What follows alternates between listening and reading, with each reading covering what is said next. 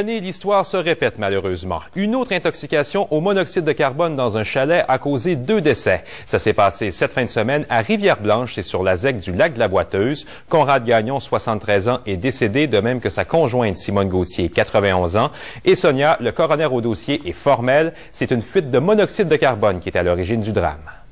Effectivement, selon le coroner, l'homme est probablement décédé samedi matin. Sa conjointe, elle a succombé la nuit dernière à l'hôpital. Le coroner m'expliquait que le taux de monoxyde de carbone retrouvé dans leur sang était vraiment incompatible avec la vie. Il était beaucoup trop élevé. Il ajoutait aussi que malheureusement, à chaque année au printemps, c'est presque toujours la même chose. Des drames semblables surviennent malheureusement trop souvent.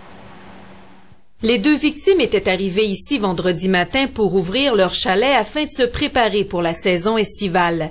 Mais rapidement, les voisins ont été alertés par leur absence. Tout était fermé, sa cheminée était même pas mise. Là, il faut son pick-up.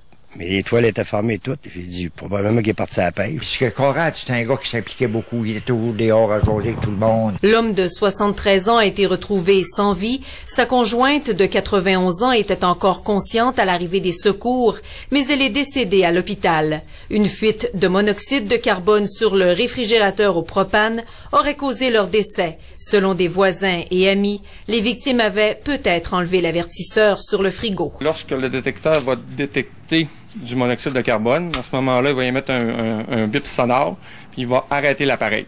Souvent, ce que les gens font comme erreur, c'est qu'ils pensent que c'est le détecteur de monoxyde qui est en défaut. Si ça sonne, généralement, c'est pas pour rien. Ça m'a déjà arrivé, moi, mon frigidaire, puis le détecteur est parti, puis ça arrête automatique. Ça m'a réveillé. Puis le pire, c'est que ce monsieur-là, il répare les appareils au gaz.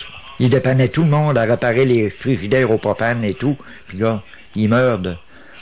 C'est pas facile. Les spécialistes conseillent de bien entretenir les appareils et de les nettoyer régulièrement. Là, on commence à avertir nos membres, d'avoir des détecteurs, puis surtout d'ouvrir des fenêtres. Mais surtout de ne pas se passer d'un détecteur de monoxyde de carbone entre 25 et 50 $. C'est bien peu pour sauver une vie. Sonia Lavoie, TVA Nouvelles, ZEC du lac de la Boiteuse.